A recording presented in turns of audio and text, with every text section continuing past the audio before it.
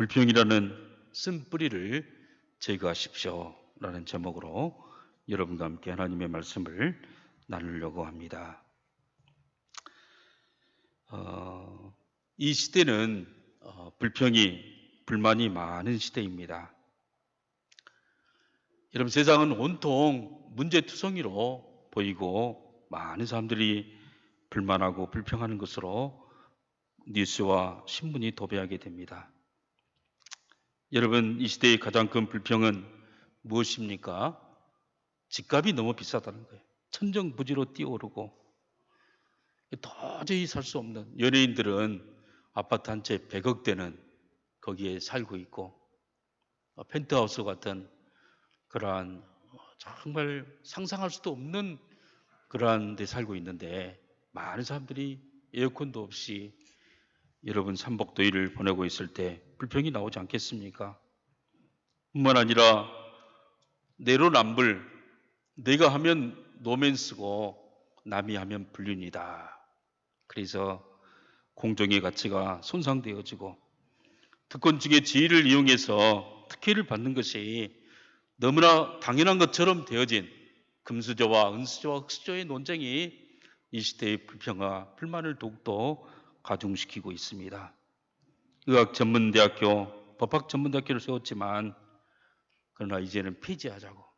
왜냐하면 특권층이 자녀들이 대대로 부도 대물림 되어지고 이제는 지식도 대물림 되어지는 그런 시대가 되었다고 이야기를 합니다. 여러분, 여기에 맞춰서 자율형 사립학교가 세워져서 고등학교 때부터 뭔가 교육의 질을 더 좋게 만들려고 했지만 그러나 지금은 이러한 자율형 사립학교를 다 폐지시키는 2025년도까지 폐지시킨다고 통보가 오고 그래서 많은 학교들이 이제 운영이 불가능한 더 이상 미래가 없는 그런 학교가 됐다고 불만하며 불평하고 있습니다. 평준화의 방향으로 가는 것에 대해서 현직에 있는 사람들이 다 불만하고 불평하고 있는 것을 봅니다. 이처럼 불평은 사회의 다양한 목소리를 내고 이러한 목소리를 통해서 점점 더 발전돼 가고 에너지로 사용돼 가면 얼마나 좋겠습니까? 그런데 왜 불평의 쓴뿌리를 제거하고 하는 것일까요? 그냥 평범한 사람으로 법에 순응하는 사람들을 만들려고 그러는 거 아닙니까? 아니면 사람들의 개성을 다 무시하고 획일화되고 아무런 생각이 없는 사람이 되라고.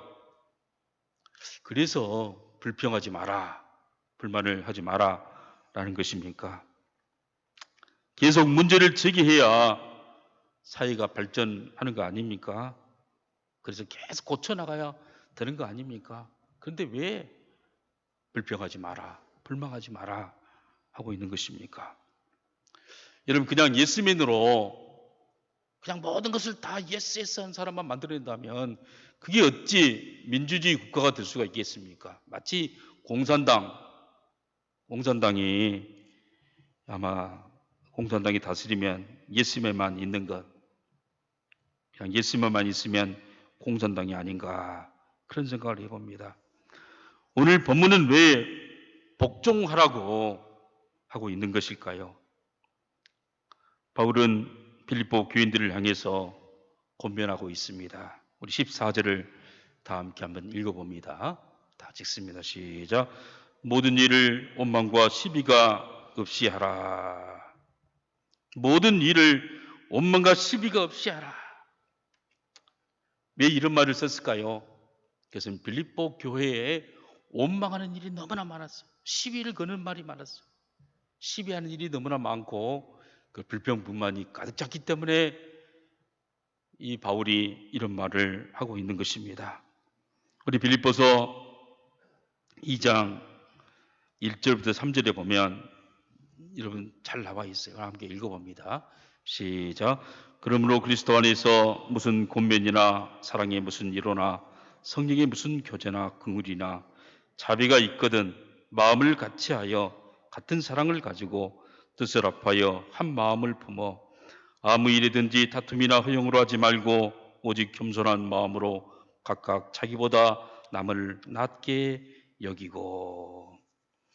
여러분, 그리스도 안에서 무슨 권면, 정말 권면하고 세워주는 일, 무슨 사랑의 위로, 잔치를 벌여서 또 위로하고 격려하고 기뻐하는 그 일, 성령의 무슨 교제, 기도하면서 예언해주고 서로 세워주는 그런 교제가 있거든.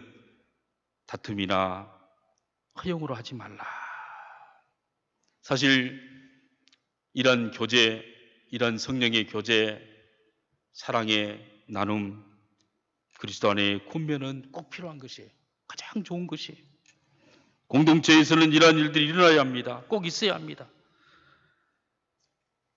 이것이 있어야 공동체가 세워지고 그리고 아름다운 사랑의 나눔이 있는 것입니다. 그런데 이 일을 할 때 여기에 꼭 끼어든 게 있어요. 그게 바로 다툼이나 허용을 하는 거예요.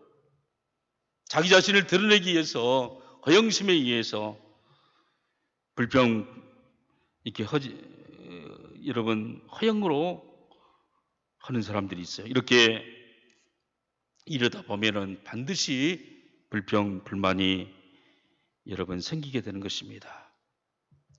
상대방을 깎아내리고 상대방과 경쟁하면서 견제하면서 일을 하는데 어찌 불평이 나오지 않겠습니까? 자기 자신을 더 축에 세우고 자기 자신을 높이려는 허영과 교제로 허영으로 교제하고 위로하고 모이는 것은 반드시 불평, 불만이 터져나오게 되어 있는 것입니다. 이러한 불평, 불만은 우리의 영혼을 병들게 합니다. 여러분, 불평을 통해서 열정도 사라지고, 여러분, 불평하면은 기쁨이 사라져요. 불평하면은 마음이 무거워져요. 불평하면은 사탄 마귀가 우리의 마음을 지배하게 되는 것입니다. 하나님은 이러한 공동체가 되기를 원치 않으셨습니다. 하나님이 원하시는 공동체는 세워주는 공동체, 섬기는 공동체, 질서가 있으면서도 따뜻한 마음으로 서로를 위로하고 권면하는 그런 공동체를 원하셨습니다. 남을 나보다 높게 여기고 소중히 여기면서 상대방이 중요한 사람인 것을 알려주는 그러한 공동체를 만들고 싶어 했습니다.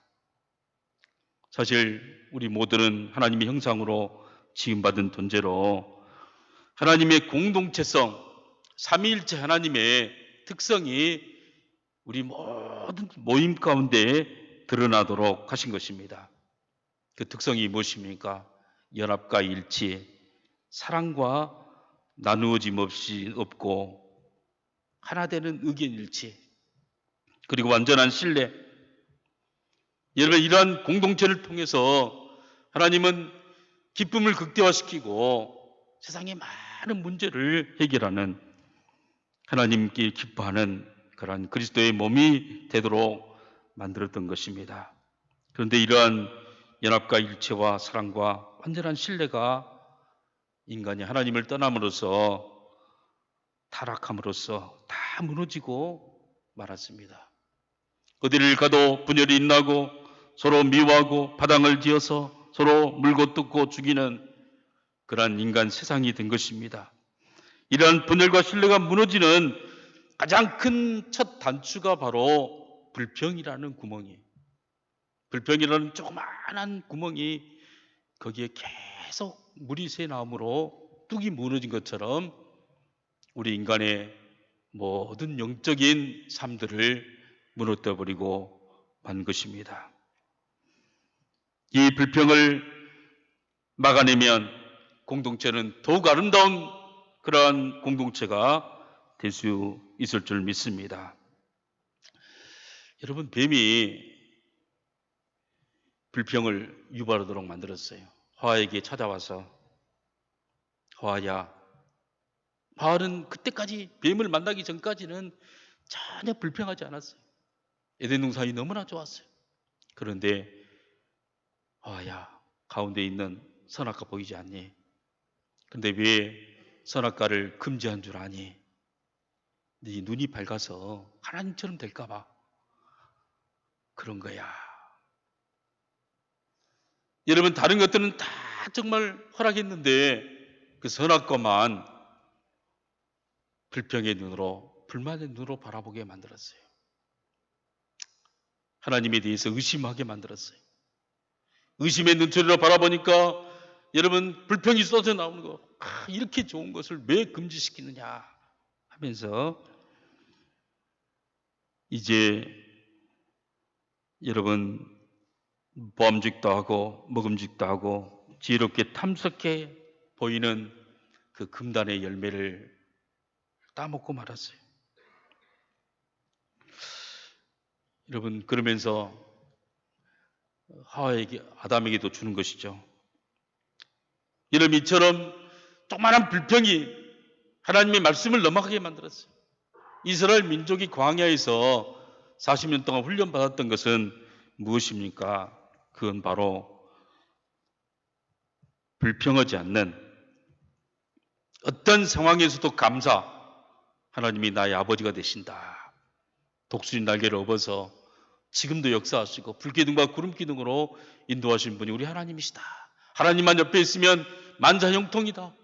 하나님이 함께한 것에 대한 감사, 절대 감사, 감사를 배우도록 만들었어요.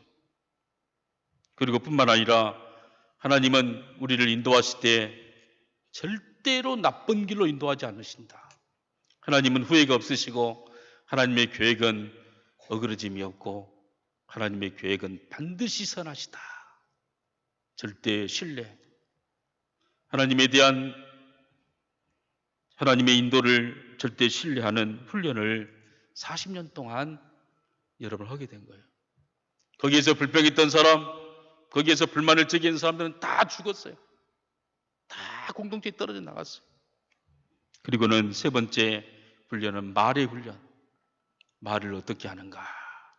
내 귀에 들린 대로 내가 시행하리라. 은혜로운 말, 섬기는 말, 그리고 세워주는 말. 그래서 그 말로 가정을 세우고, 여러분, 이스라엘 민족 족장을 세우고 민족을 세우는 그러한 은혜롭게 말하는 훈련을 바로 했던 것입니다. 그런데 광야에서 불평이 쏟아지기 시작합니다. 왜 우리를 고생시키냐? 왜 광야에 끌고 와서 우리를 죽이려 하느냐? 먹을 것이 없다. 왜 메추라기만, 왜 만다만 먹느냐? 고기를 먹고 싶다. 불만 불평이 가득했습니다. 그들은 다 광야에서 쓰러지고 말았던 것입니다. 왜 그랬습니까? 바로 이 불평이 사탄의 통로가 되어지고 영적인 삶의 무너짐의 앞잡이가 되기 때문에 바로 그런 것입니다. 여러분, 불평은 무엇입니까? 불평을 어떻게 전개합니까? 불평에는 타입이 있어요. 여러분, 우리가 불평이 아닌 것처럼 보이지만 불평인 것들이 있어요. 첫 번째는 비교 불평. 비교해서 불평해요. 궁시렁거리고 투덜거리고 그리고 늘 비교하죠. 성경에 나오는 포도원 품꾼은, 여러분, 어떤 포도원 품꾼은 불평했어요. 자기는 아침 7시부터 가서 오후 5시까지 일했는데 10시에 온 사람, 12시에 온 사람, 3시에 온 사람, 5시에 온 사람, 8시에 마감인데 1시간 일한 사람의 돈을 똑같이 주는 거예요. 그래서 불평하는 거예요. 불평하고 또 불평해. 우리 마태복음 20장 11절부터 12절 우리 함께 읽어봅니다. 시작. 받은 후 집 주인에게 원망하여 이르되 나중은 이 사람들은 1시간밖에 일하지 아니하였거늘 그들을 종일 수고하며 더위를 견딘 우리와 같게 하였나이다. 하나님에 대해 섭섭한 마음이 들어져요. 그래서는 은혜가 되지 않아요. 불만 불평이 가득 차서 공정하지 못하다, 이런 대접을 받을 수가 있는가 하면서 그의 마음은 불평으로 가득 차서 이제는 그의 영적인 감각을 다 마비시켜버리고 만다는 사실이에요. 이렇게 비교하면서 하나님에 대해 의심하면서 불평하면 영적인 에너지가 다 고갈되게 돼 있어요. 두 번째로는 해평 불평이 있어요. 여러분, 이 사람들의 이야기는 아무도 나를 따라주지 않는다. 나는 홀로 고독하다. 외롭다. 힘들다. 이렇게 불평을 해요. 그 대표적인 사람이 바로 모세였어요. 모세는 너무 힘들어서 이제 그 짐을 벗어버리고 싶었어요. 회피하고 싶었어요. 죽고 싶었어요. 주여 나를 죽여주옵소서라고 고백까지 해요. 민수기 11장 11절부터 15절 우리 다 같이 함께 읽어봅니다. 시작. 모세가 여호와께 여짜오되 어찌하여 주께서 종을 괴롭게 하시나이까? 어찌하여 내게 주의 목전에서 은혜를 입게 아니하시고 이 모든 백성을 내게 맡기사 내가 그 짐을 지게 하시나이까? 이 모든 백성을 내가 배웠나이까? 내가 그들을 낳았나이까? 어찌 주께서 내게 양육하는 아버지가 젖먹는 아이를 품듯 그들을 품에 품고 주께서 그들의 열조에게 맹세한 땅으로 가라 하시나이까? 이 모든 백성에게 줄 고기를 내가 어디서 얻으리이까? 그들이 나를 향하여 울며 이르되 우리에게 고기를 주어 먹게 하라여 온즉 책임이 중하여 나 혼자는 이 모든 백성을 감당할 수 없나이다. 주께서 내게 이같이 행하실진대 구하옵나니 내게 은혜를 베푸사 즉시 나를 죽여 내가 고난당함을 내가 보지 않게 하옵소서. 여러분, 얼마나 힘들었으면. 아무도 나를 믿지 않습니다. 아무도 나를 따르지 않습니다. 이 일이 너무나 중요합니다. 이렇게 마음에 깊은 상처를 받으면서 회피하고 결국에는 우울증에 빠지는, 불평으로 여러분 우울증에 빠지는 결과를 가져온 사람이 있습니다. 세 번째 타입은 포기형, 포기예요. 포기형 불평이 있어요. 안 된다. 단호하고 시도조차 하지 않고 아주 냉소적이 되어져요. 이 대표적인 사람이 바로 솔로몬이었어요. 솔로몬은 전도서 1장 2절 3절에 이렇게 말하고 있어요. 한번 읽어봅니다. 다 같이 읽습니다. 시작. 전도자가 이르되 헛되고 헛되며 헛되고 헛되니 모든 것이 헛되도다. 해 아래에서 수고하는 모든 수고가 사람에게 무엇이 유익한가? 아무리 노력해도 안 된다. 될 턱이 없다. 인생은 모두 가망이 없다. 그래서 포기하고, 그래서 이제는 시도조차 하지 않는, 여러분, 그런 포기하는 불평이 있다는 사실이에요. 네 번째 타입은 완벽주의. 완벽한 것만 추구하다 보니까 모든 것이 다 불평으로 보여요. 모든 것이 단점이 다 보이는 거예요. 어떠한 것을 한다 할지라도 다 비판하고 따지고 완벽주의 불평형이 있어요. 다른 사람들의 단점만을 지적하는 사람, 무엇인지 만족하지 못한 사람이 바로 이 완벽주의 불평형이에요. 잠언서 27장 15절에 보면 이렇게 말하고 있어요. 우리 함께 읽어봅니다. 다투는 여자는 비 오는 날에 이어 떨어지는 물방울이라. 잠언 21장 19절. 다투며 성내는 여인과 함께 사는 것보다 광야에서 혼자 사는 것이 나으니라. 계속해서 지적하는 그 여인, 여자만 그렇게 해서 남자도 마찬가지예요. 완벽주의를 추구하는 사람은 같이 살 수가 없어요. 왜냐하면 비 오는 날에 이어서 떨어지는, 계속해서 같은 말만 반복하면서 계속 365일을 고장난 여러분 녹음기처럼 반복하면서 계속해서 괴롭히는데 어떻게 살 수가 있겠어요? 이런 사람과 살 바에는 혼자 광야에서 움막을 짓고 사는 것이 낫지 않느냐라고 이야기하고 있습니다. 여러분, 불평하면 사람들이 싫어합니다. 불평하면 사람들이 떠납니다. 상처를 받습니다. 이런 불평의 쓴뿌리에서 우리는 어떻게 벗어나야 할까요? 첫 번째로는 바로 이 불평이 하나의 큰 문제임을 인정해야 돼. 인정해야 돼. 우리 본문 14절 우리 함께 읽어봅니다. 시작. 모든 일을 원망과 시비가 없이 하라. 매사에 문제가 없이 하라. 원망과 시비가 있다면 그 자체가 문제라는 사실이에요. 마음에 원망과 시기가 있고 불평이 있으면 자존심 때문에 아무한테도 이야기하지 않아요. 마음에 꼭꼭 담고, 근데 얼굴 표정이 안 좋죠. 기쁨이 싹 사라지죠. 그러면서 마음에는 계속 다른 사람 탓해요.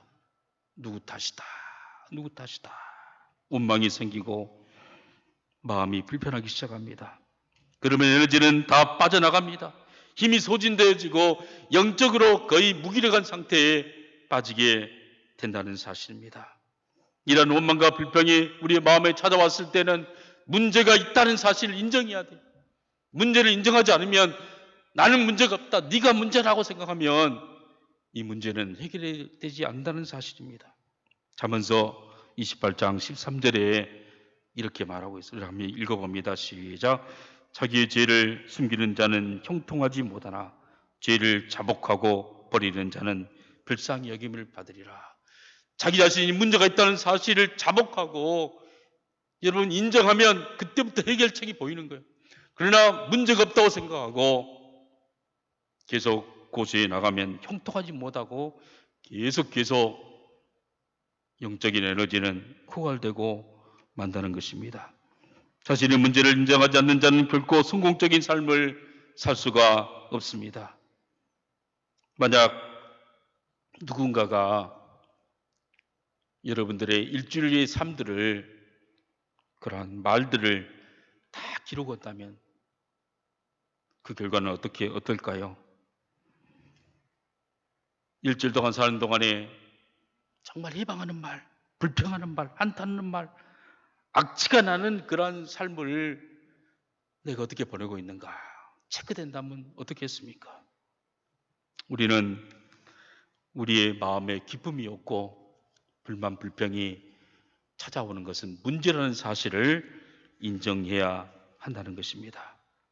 이렇게 이 말을 인정하고 자복하는 자에게는 형통하나 그걸 숨기는 자는 불쌍히 여김을 받지 못한다고 이야기하고 있는 것입니다. 불평은 단지 나쁜 버릇이 아닙니다. 불평은 심각한 죄인 것입니다. 이스라엘 자손은 광야에서 불평했습니다. 7번이나 불평해서 결국 가나안 땅에 그들은 들어가지 못했습니다. 여러분, 불평이 얼마나 심각한 죄인가를 하나님은 우리에게 말씀하셨던 것입니다. 여러분, 첫 번째 인정해야 돼요. 내가 문제가 있다. 내 영성에 문제가 있고 내 마음의 기쁨이 사라지고 불평이 올 때는 문제가 있다는 걸 인정해야 돼요.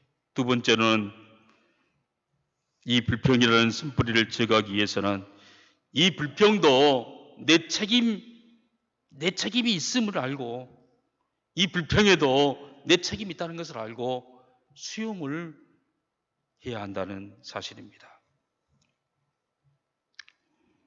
모세에게 불만 불평했던 사람들은 여러분 책임이 없습니까? 아니에요. 고라와 온과 다단이 당을 지어서 이 모세를 대항하죠. 모세를 불평하고 비난합니다. 여러분, 이러한 불평이 생기면은 어떻습니까? 그냥 제거시키고 뒤집고 싶어요. 그리고 이 불평을 사단 마귀는 교묘하게 정치적으로도 이용한다는 사실입니다.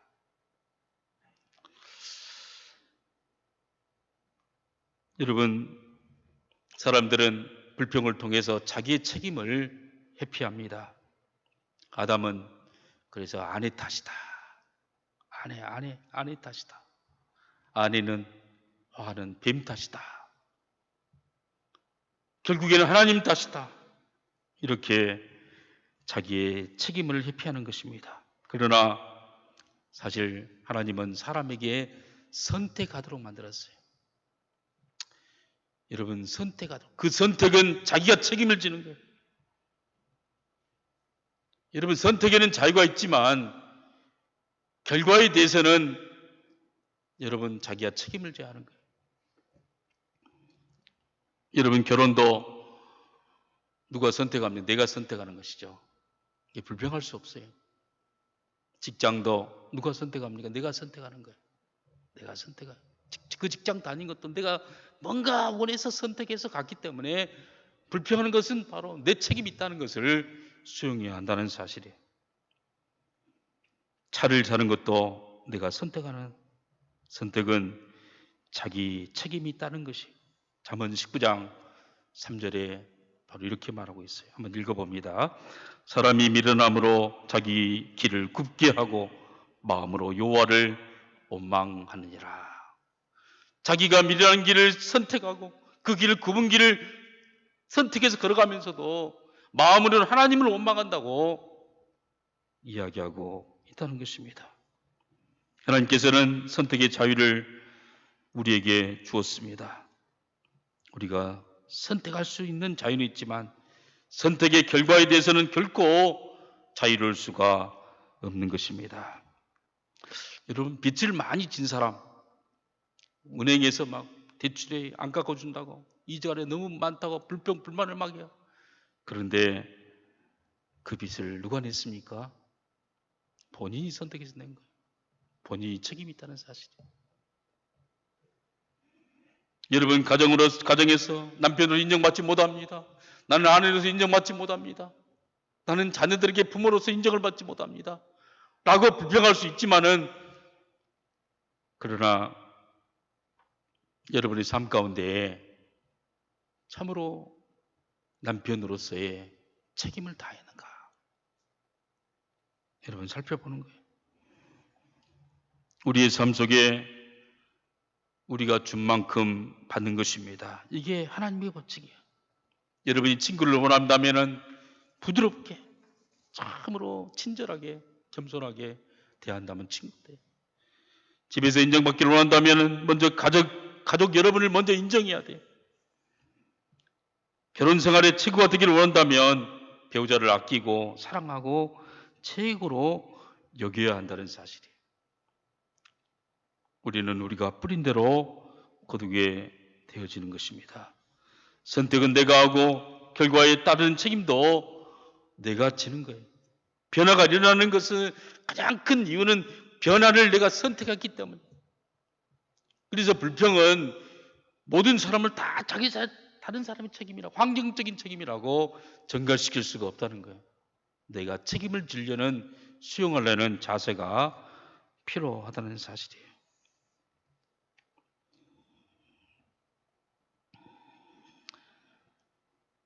여러분, 첫 번째는 이 불평이 문제가 있고 지혜라는 사실을 인정하고, 두 번째는 그 불평한 것 자체도 내가 수용하려는 자세, 그 책임감, 이 중요하다는 사실. 세 번째는 믿음의 훈련을 해야 돼요. 세 가지 훈련을 해야 돼요. 그래야 불평이 완전히 떨어져 나가. 첫 번째 훈련은 감사의 태도를 개발해야 돼요. 감사해야 돼요. 감사. 우리 데살로니가전서 5장 18절 우리 함께 다 같이 읽어봅니다. 시작. 범사에 감사하라. 이는 그리스도 예수 안에서 너희를 향하신 하나님의 뜻이니라. 범사에 감사하라. 모든 일에 감사하라. 기쁠 때도 감사, 슬플 때도 감사, 병들 때도 감사, 가난할 때도 감사. 여러분, 감사해야 될 이유가 무엇입니까? 하나님 때문에 감사하는 거예요. 하나님은 이 모든 상황을 합력하여 선을 이루어 주겠다고 우리에게 약속했기 때문에 그래요. 나의 삶에 대한 목적은 나의 문제보다 더 하나님의 그 계획, 그 목적이 더 크다는 사실을 인정하고 감사하는 거예요. 여러분, 우리가 감사하면은 반드시 불평이 사라져요. 사탄 마귀가 다 사라지게 돼 있어요. 분위기가 바꿔지고 영적인 여러분 기류가 바꿔지는 거예요.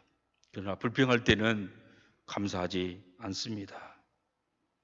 여러분, 긍정적인 면이 있고 부정적인 면이 있는데 어떤 면을 먼저 보겠습니까?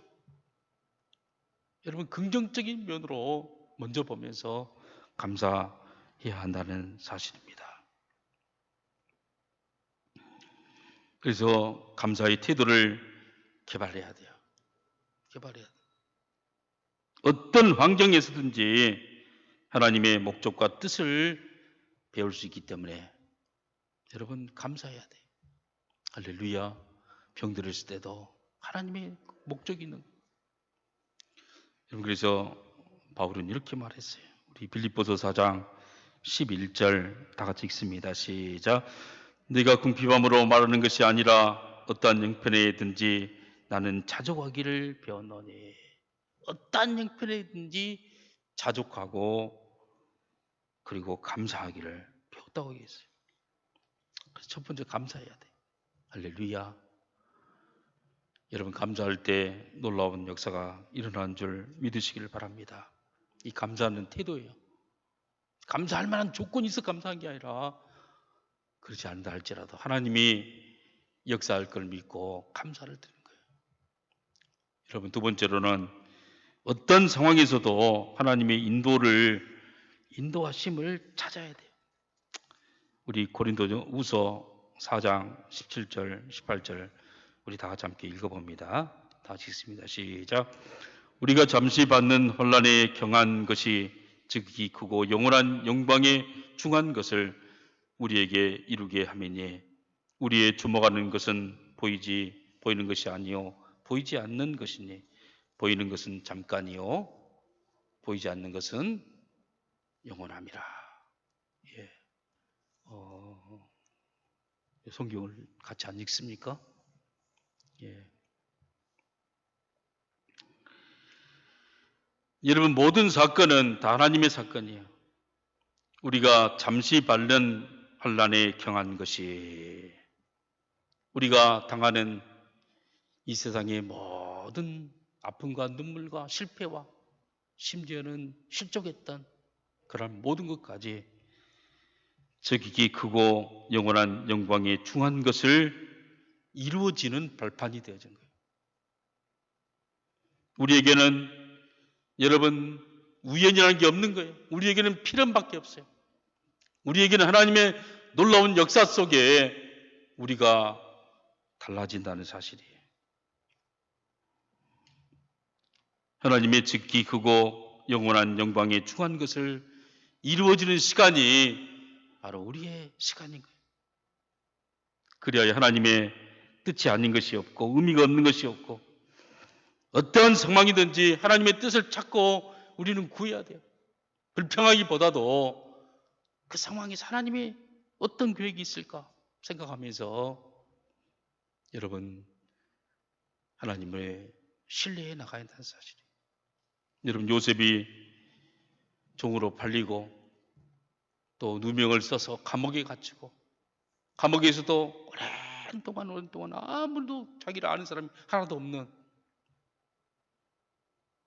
여러분 그러한 인생의 막장에 들어갔을 때 여러분 어떻겠어요? 불평할 수 있고 불만을 할 수 있고 내 인생에 무슨 팔자가 이렇게 세서 내 인생에 운이 없어서 저들이 운이 없어서 이런 삶을 살 수 있을까? 라고 했지만 그게 바로 하나님의 계획이었어요. 거기에서 겸손을 배우고 거기에서 환경을 초월한 하나님의 말씀을 신뢰한 기쁨을 얻게 되어지고 거기에서 여러분 미래에 여러분 감옥을 통하여서 정적인 모든 상황들을 다 이해하게 되어지고 정치를 배우게 되어지고 경제를 배우게 되어지고 나중에 그 많은 문제를 해결할 수 있는 역량을 배우는 그런 모든 소스가 어디서 나왔느냐? 그게 현실에서 나왔어요. 현실. 다윗도 마찬가지. 다윗도 하나님의 기름 부음을 받고 10년 동안 거의 한 20년 동안 여러분 쫓겨다니면서 돈과 죽 소가시가면서 산에서 텐트 치고 날마다 여러분 독사와 싸우고 여러분 삼지진과도 싸우고 전염병과도 싸우고 거기에는 또 이방인들의 많은 또 부족들이 살고 있어서 언제 힘이 약해지면 죽을 수밖에 없는 사울은 날마다 3,000명이나 한 사람 잡기 위해서 온 군대를 동원해서 이잡듯이 찾고 있는 그런 상황. 하루도 여러분 마음 편히 지낸 날이 없었어요. 그래도 거기에서 그는 용서를 배워요. 거기에서 여러분 이스라엘 민족의 다윗 정부가 들어서고 핵심 멤버들을 어디서 나눠? 거기에서 나와. 자기하고 함께 정말 고생했던 사람들이 다 여러분 위대한 인물들도 커 나오는 거예요. 여러분 함께 동거하면서 함께 고난을 겪으면서 여러분 이렇게 야전 사령관처럼 우리를 만드시고 역사하신 분이 하나님이세요. 여러분 그래서 어떤 상황이든지 불평한 것이 아니라 하나님의 뜻을 찾아야 돼요. 할렐루야. 하나님의 뜻을 찾으면 반드시 뜻이 있고 계획이 있는 줄 여러분 믿으시기를 바랍니다. 여러분 불평은 본질적으로 하나님에 대해서 반항하는 거예요. 하나님의 지혜에 대한 도전이고 하나님의 보살핌을 의심하는 것이고 모든 것을 합력하여 선을 이루시는 하나님의 선하심을 불평하는 결과를 가져오게 된다는 사실이에요. 그래서 우리는 하나님 어떤 상황이든 끝까지 신뢰하고 하나님의 인도하심을 기대하며 바라봐야 한다는 사실이에요. 그 훈련해야 돼요. 세 번째 훈련은 은혜롭게 말하는 습관을 가져야 돼요. 여러분 사람은 어떤 텐션을 받고 마음이 정말 상하면은 막 어떤 말이 튀어나올지 몰라요. 여러분 은혜롭게 말하는 습관을 가져야 돼요. 불평은 버릇이에요. 부정적인 것은 불평하게 만들어요. 불평은 모든 은혜를 사라지게 만들고 그리고 다 마음을 소진시키고 고갈시키게 된다는 것입니다. 그래서 여러분 감사, 긍정적인 말로 은혜롭게 말하는 훈련을 해야 되는 거예요. 에베소서 4장 29절에 이렇게 말하고 있어요. 우리 한번 읽어봅니다. 시작. 무릇 더러운 말은 너희 입 밖에도 내지 말고 오직 덕을 세우는 데 소용되는 대로 선한 말을 하여 듣는 자들에게 은혜를 끼치게 하라. 여러분 오직 덕을 세우는데 소용되어지는 대로 선한 말을 하고 은혜를 끼치는 여러분 말을 정말 잘하고 부드럽게 하고 여러분 그래야 여러분 참으로 아름다운 하나님 나라를 이루는 거예요.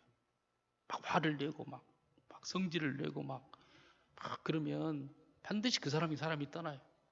떠나가게 돼 있어. 우리 에베소서 6장 4절에 보면 우리 아비들에게 우리 가정에서 이야기하고 있죠. 우리 함께 읽어봅니다. 다 읽습니다. 시작.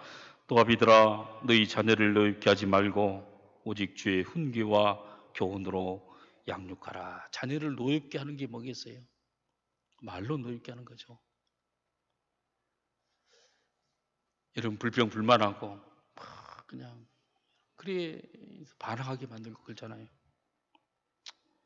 오늘 말을 바꾸시기를 바랍니다. 덕을 세우고 선한 말을 하여 은혜를 끼치는 귀한 말을 하는 우리 귀한 성도님 되시기를 바랍니다. 여러분 사실 이 설교를 준비하면서 저는 이 설교는 바로 내 자신에게 해야 되겠다. 내 말을 바꿔야 되겠다. 태도를 바꿔야 되겠다.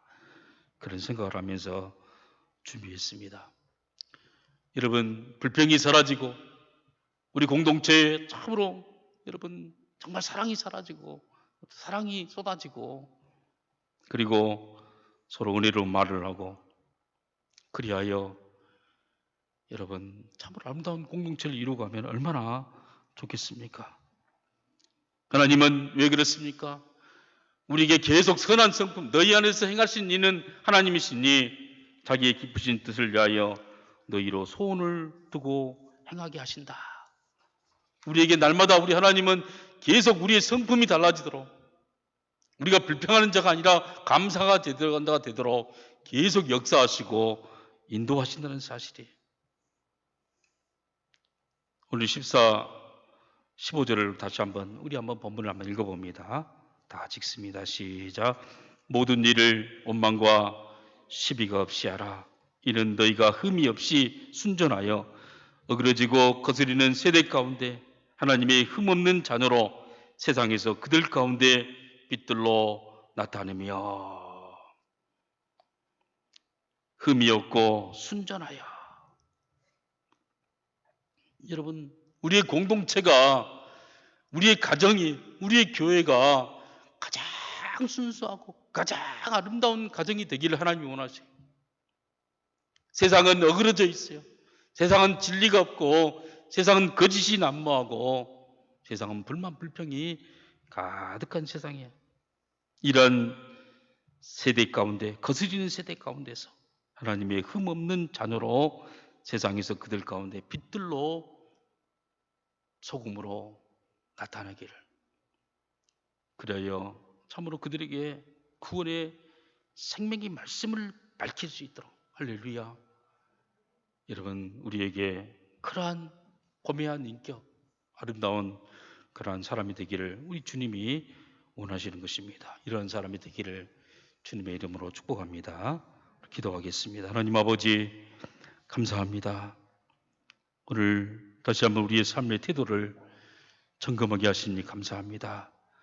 우리 입술에서 불평이 사라지게 도와주시고, 주님의 놀라운 뜻을 이루게 도와주시며, 하나님 앞에 연단받고 우리의 삶 가운데 이루실 놀라운 뜻들을 날마다 찬송하며 경배하며 기뻐하는 저희들 될 수 있도록 인도해 주시옵소서. 그런 세상에 빛이 되게 도와주시며 소금이 되게 도와주시며 하나님의 축복과 통로가 되어지는 우리 귀한 성도님들 될 수 있도록 인도해 주시옵소서. 예수님의 이름으로 기도하옵나이다. 아멘.